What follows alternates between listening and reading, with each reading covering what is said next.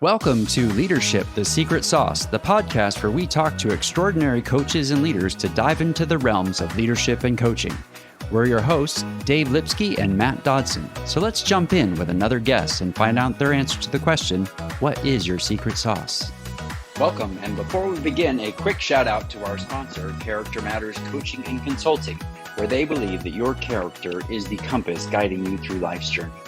Whether you're facing personal or professional challenges, they are dedicated to helping you discover and strengthen the core values that define who you are. Well, we are here with Jude Sclater, and we're so glad to have you. Dave, you want to give us a little bit more about what we would expect to talk about today? And thank you very much, Matt, and welcome, Jude.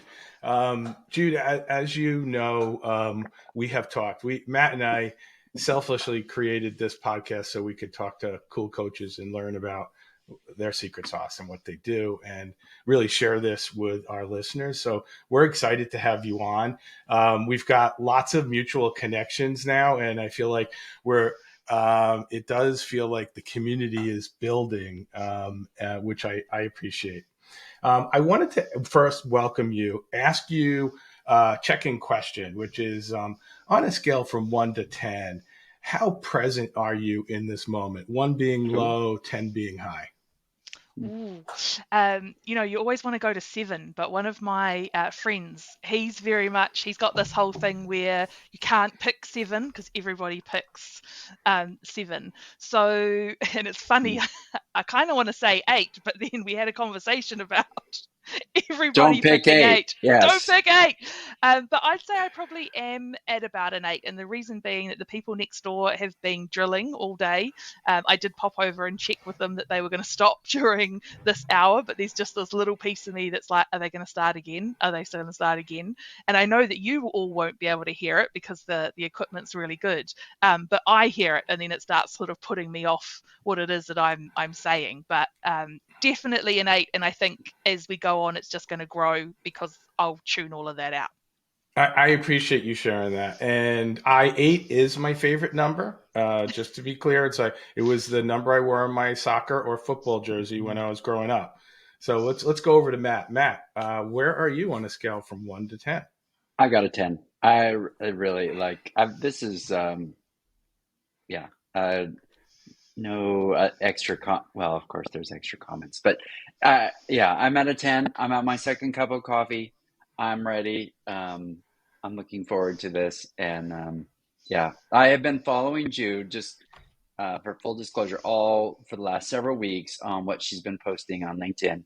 I hope the listeners really appreciate what she has to say. I think they will. That's her shameless plug. You can follow her on LinkedIn. Because I think what you'll find is a very forthcoming person around everything she does. So very exciting. I'm looking forward to asking it more questions and bringing that into the conversation. And also, I am also at an 8 with Jude, and 8 plus 8 makes 16. So 16 beats 10, Matt. Okay, that's fine. You can. Not competitive at all. Yeah, it's not a competition, right? Right, you're right. But a little helps. Yeah. Jude, yeah. I have a question, and I'm going to ask it a little differently just to start. Is when you were on the tube or any transportation in your part of the world, and 10 years ago when somebody turned to you and they said, "Oh, hi Jude, what do you do?" And now 10 years later, they ask you the same question. What's changed for you, and how do you introduce yourself?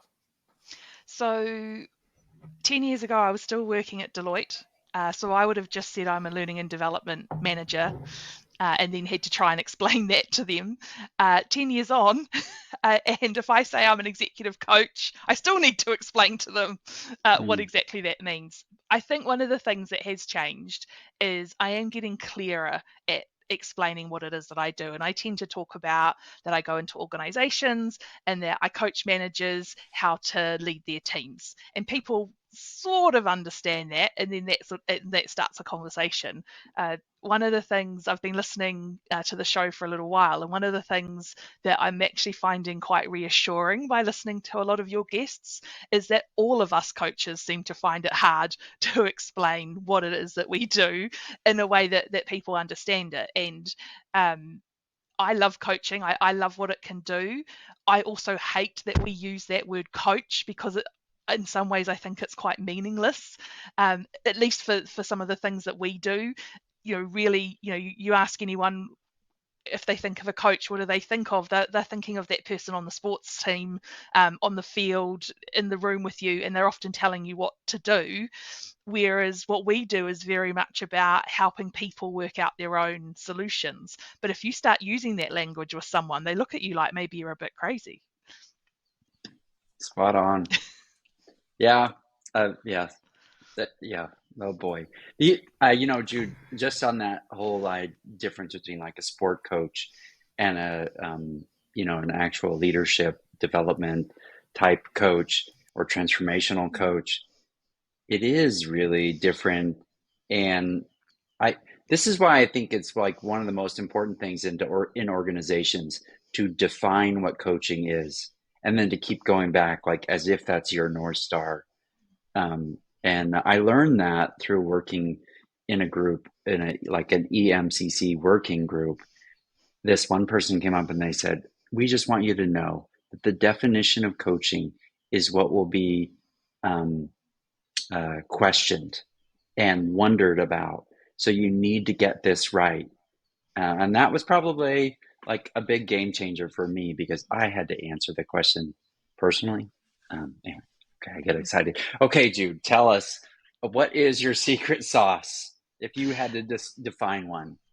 So I would say for me, it's the ability to take something that looks complicated and explain it in a way that makes it easy to understand. And I've been told that I do that in a way that's not patronizing or condescending. And that's something I think that's been with me throughout my entire career. When do you know that was Yeah. your secret sauce? So I think I first worked it out. So early in my career, I was an auditor at Deloitte in New Zealand. I used to do internal audit and IT audit, and what that requires is you go in and you're looking at. So if I think about IT audit, for example, I'm looking at an organisation's financial systems, because I need to tell the financial auditors whether they can rely on the numbers that come out of those systems. And sometimes those can be quite complex. There can be lots of moving parts and things that are going on. And I seem to have a natural ability to get to grips with and understand that system end to end quite quickly, zone in on where I thought some of the risks and things were going to be, and then in the way that I would then explain those risks and what it was an organisation needed to do about that was quite clear. And it's something that my managers sort of picked up on a lot. And then I think I kind of forgot that was my secret sauce. But I wrote a book called Think Like a Coach. And when I was first talking about it with my publisher and with my editor, and they were asking me lots of questions, and we are having this sort of great conversation about it, and they were going to take it on. And towards the end of the conversation, I just sort of stopped them and said, "How do you even know this is any good? Because you haven't read it. You haven't read any pages yet. This is just kind of an initial discussion."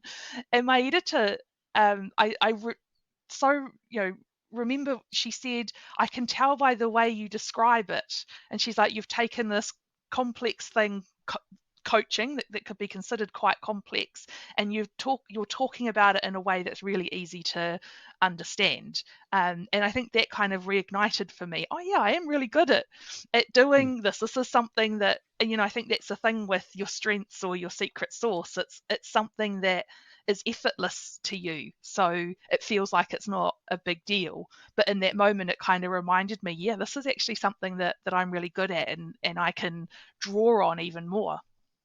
Yeah, I really like how you describe that, and there's an interesting theme around um, how do you say less and mean more.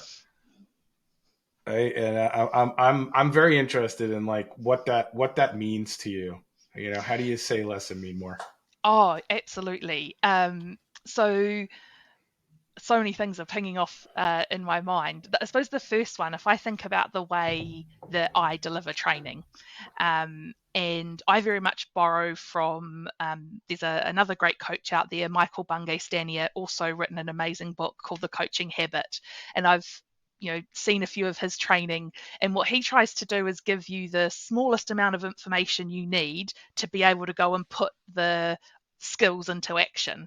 And I've really adopted that because I've also been guilty of putting on the multi-day trainings with loads of models and things that are going on, and everyone feels amazing when they leave, but it's debatable how much of that actually then um, ends up being put into practice when those people go back out into the real world. And so the way that I try to design training is, what is the least amount that you need to know to be able to get practicing with these skills so that you feel confident enough to be able to take those out and use them in the real world.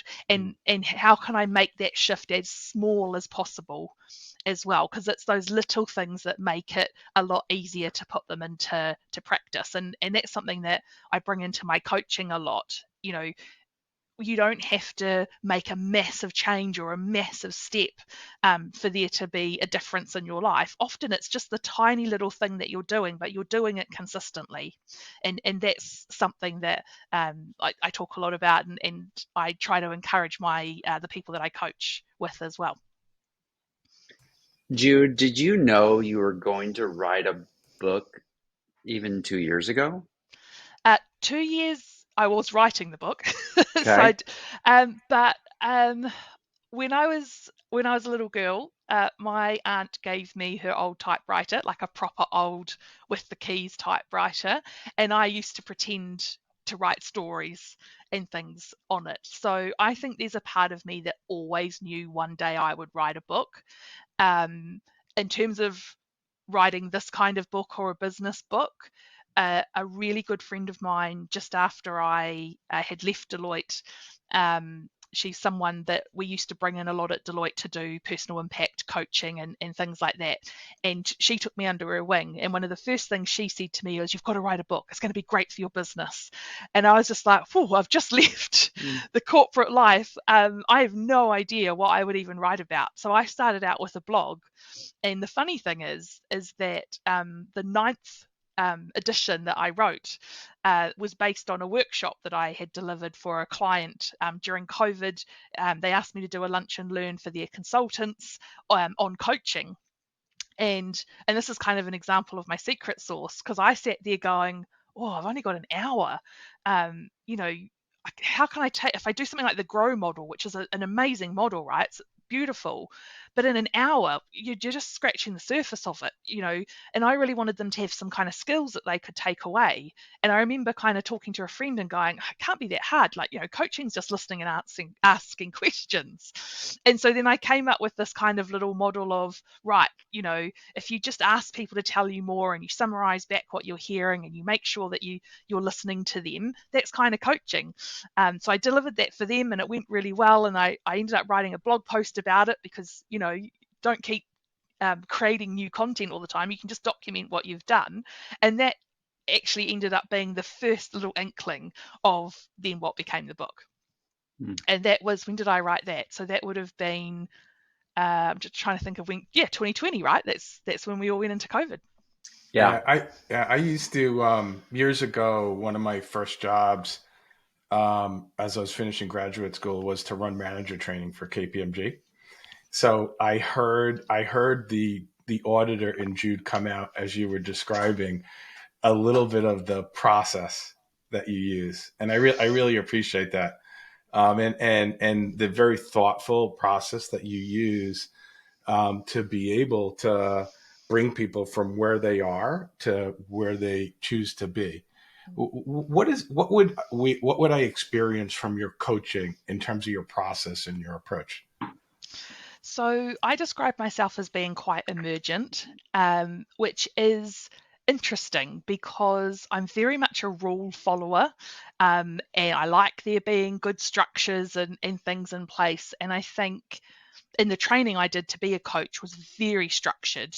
There was a very definite process that you would follow.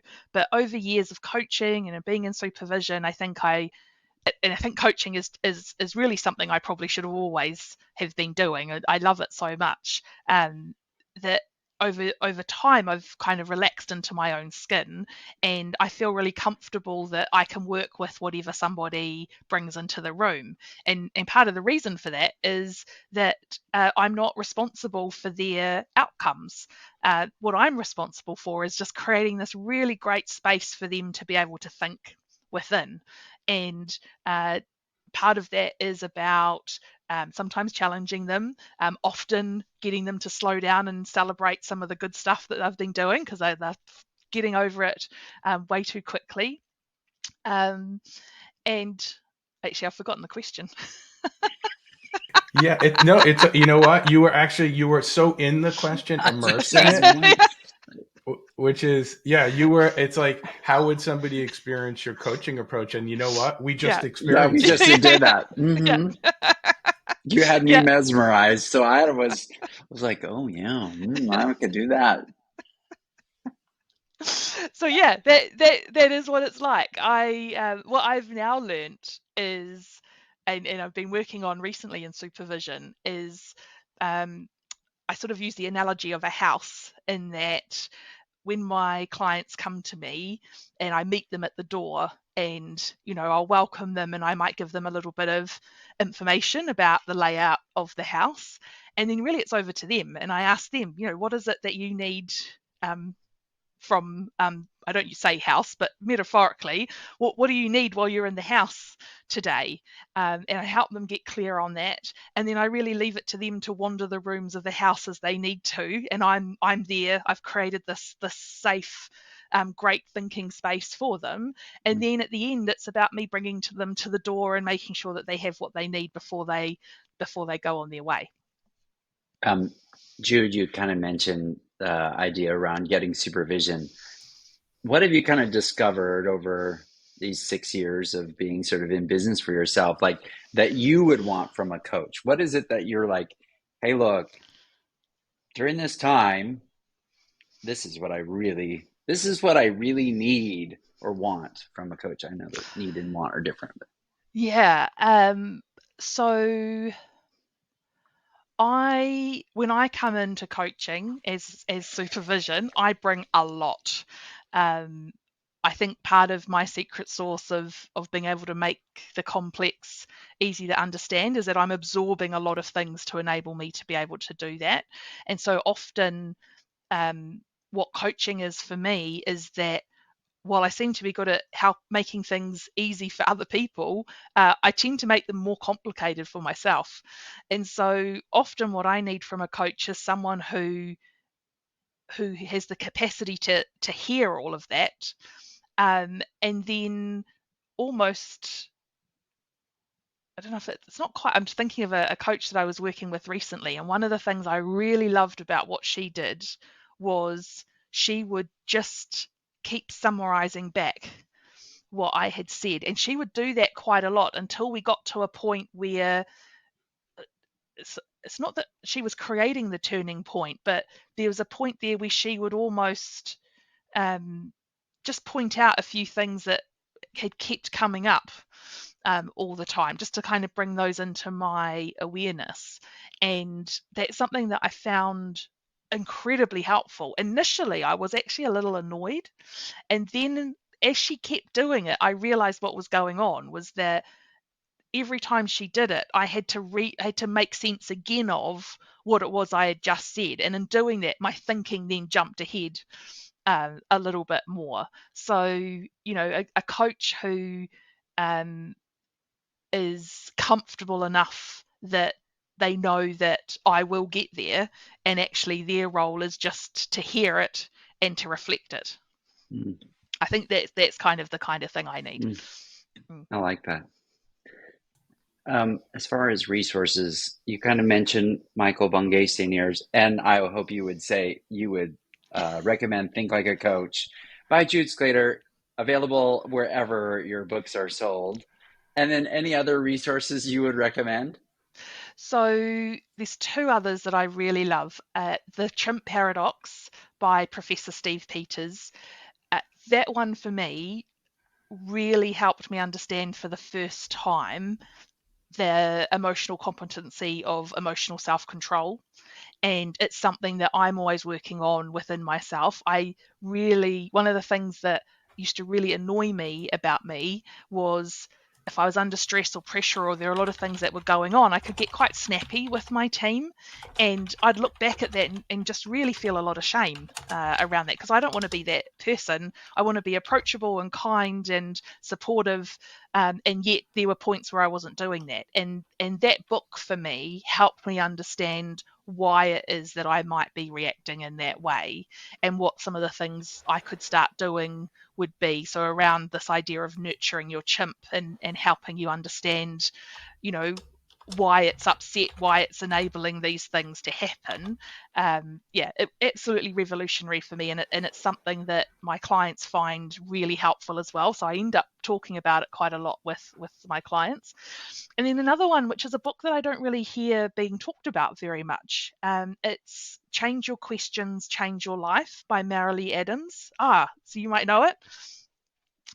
Amazing. And that book for me, when I was at Deloitte, we had access to a whole set of online books, and that one looked interesting. I happened to download it. I read just the introduction just before I was due to go into a coaching session with a woman who was about to go on maternity leave. I used the sort of technique that she talked about in that short introduction with her, and it was amazing. The conversation in this woman's whole outlook just shifted. I can tell you, I think I read that book within 2 days after that, because just that whole idea of the questions you're asking yourself really prime you for the way a situation is going to go. Phenomenal. I really like that. It's got like a deeper psychological look than you first think, based on the commercial like title. It really got me thinking. Mm. I have a reflection on what you were saying, and I kind of like when you were describing helping, like walking people around their own house and being able to like tidy up one room at a time, right? And being able to not being overwhelmed with I got to clean the house before company comes over, right? But I'm going to help you with this room. All right. And then I'm going to help you with this room. So part of it is I heard like one room at a time, you can do this. Yeah, absolutely. And I'd not thought about the kind of cleaning analogy. So that's really given me even something more to think about. I used to think about it sort of you get to roam around the house and there'll be things in different rooms that might help you. But this idea of how do you organize that space? Yeah, I love that. I love that. Yeah. Reminded me of like the getting unstuck, right? I think that's when someone describes like, hey, what is coaching? And we talk about getting unstuck. That was like the one thing that came to my mind. Like, how can I help you get unstuck? There's something that is blocking you from moving on. What is that? What is that conversation that will just help you move on, or just to be able to kind of put it in its place, or even just to kind of put it to the side and say, I think I've talked about it as much as I can right now, and I'm ready to move on. Now, just to make the parallel, the other thing I thought about with related to Think Like a Coach. So appreciate how you described your journey. I don't know with self-publishing whether many people would have that experience of working with a publisher and editor. So I find that to be fascinating in today's book market. But the other one is if I, as a supervisor, can help the people that work for me get unstuck, that to me seems like golden. And as a supervisor, I am like enabling or empowering, whatever the word you use, like conversations that really shift their perspective in a very simple way rather than, um, adding more to their burden, or where they feel like, oh, it's just, I hate going and meeting my supervisor because I just feel like they just give me a ton more work, and I really don't want more work. Anyway, that was Jude. It's kind of hard to ignore your enthusiasm for coaching. So I would say that is a very inspirational quality. Thank you for bringing that. I have a Matt. You made me think of another question, and it's back to like the part of where you were in your writings around a team coach, and like people have asked, like, all right, well, if you think the role of a manager is to be a team coach, what is that? Like, how would you describe that? Like, your role as of managing a team is to do this. I think managers have so many different hats.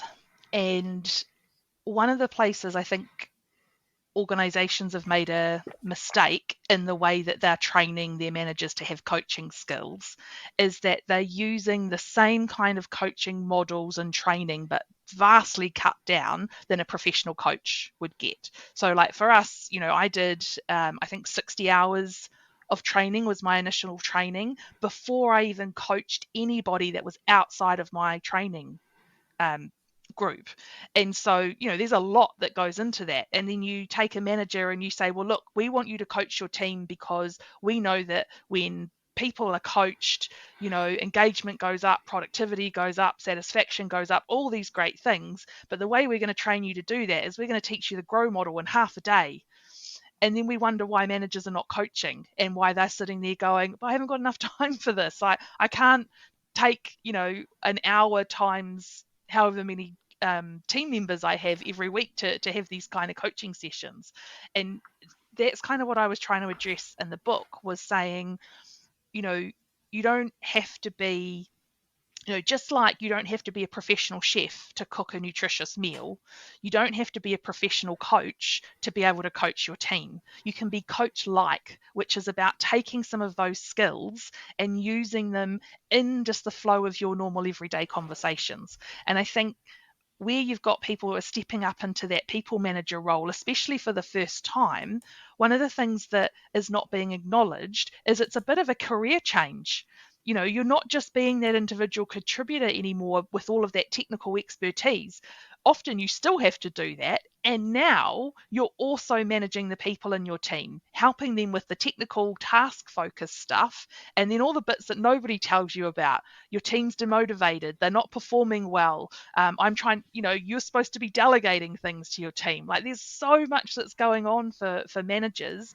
And as they move up throughout their career, then you become a manager of managers, and it's like, whoa, that's a kind of whole other level. So what I would say around the role of a manager when it comes to coaching, it's about adding to your toolkit of the different ways that you are interacting with your team. And what I tend to find, and actually what people that I have been training with these techniques are finding, is that it feels a little bit like magic, because when you hold back your impulse to be super helpful and just solve every problem for your team, because that feels like a really amazing thing to do, right?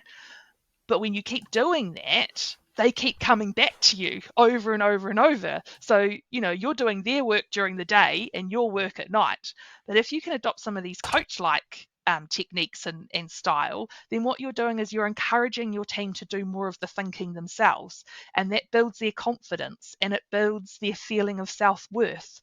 And it means that they don't have to keep coming back to you and checking in with you all the time, because now they're more confident in their own ability. So they can be going out and doing more of these things.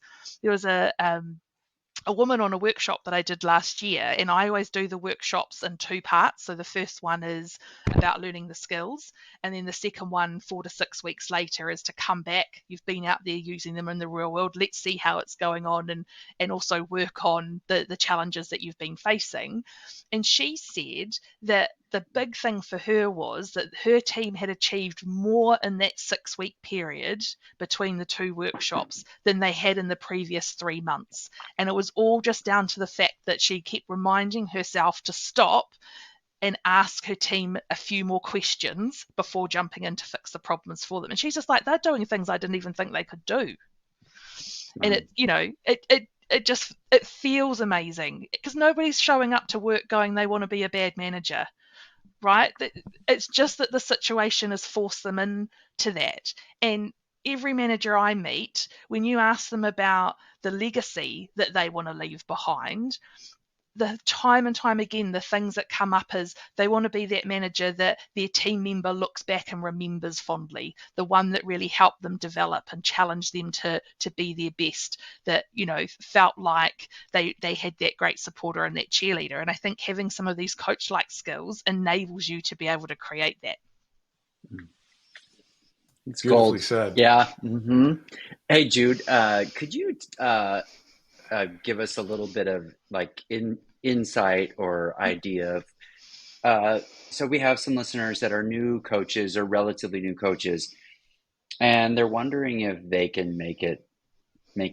I think in full stop.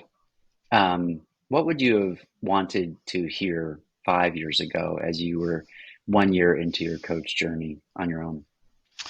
I think the first one is somebody really should have sat me down and held me there and said, you have to have a niche.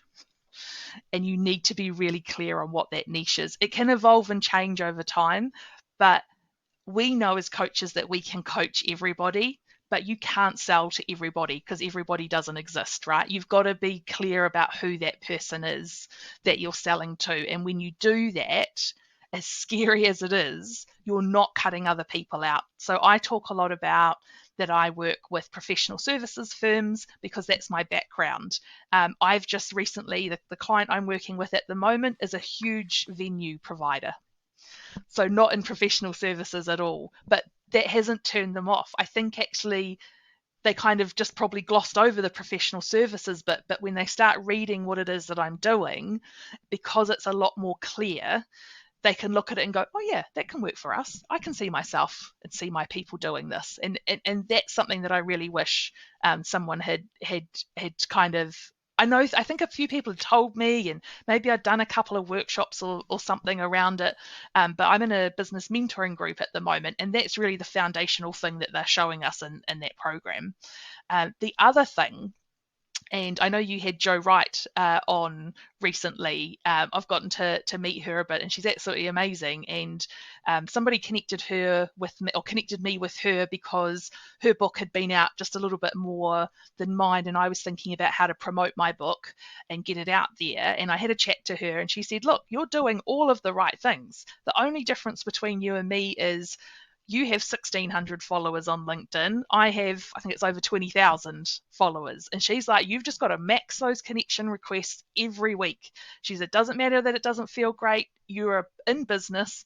And if you want to stay in business, then people need to know who you are. And actually, I'd come across something early in my going freelance that it sort of had that suggestion of maxing these LinkedIn connection things, and it just felt a key, and I couldn't do it. Now I'd go back to that self and say, you're doing it, just do it. Because it does make a difference that, I feel like I'm name dropping all over the place here, but I was on a webinar with Marshall Goldsmith, and someone asked him sort of that question of, how do you get out there and promote yourself as a coach? And he asked the person, do you believe what you're doing is worthwhile, that it's helpful to others? And they were like, yeah, of course. And then he was like, well, then you just have to get over yourself, because if you don't tell people what you're doing, and tell them how it can help them, they can't buy it. Yeah. And I was kind of shocked because that was the last thing I would have thought to have heard out of his mouth. But I keep that with me now all the time. I just have to get over myself. I really think these ideas and the model that I've come up with work, and I think they can really help managers, and they aren't going to know unless I shout about it. Jude, what? Okay, so someone is going, okay, how do I get a hold of Jude? How would you want people to get it? What's the best way to get a hold of you? So LinkedIn, I think, is probably the best because you can interact with me there. You can see some of the stuff that I'm doing. If you want to find out maybe more about me and about the programs that I offer, then thinkwithjude.com. The website is a really great place to go. You can read some of the blogs and things that I do. And I've also got a piece on there where I talk about my model from the book, The Coaching Two-Step. And there's even a demonstration so you can see it in action and get a feel for it. Very cool. Dave, what do you think?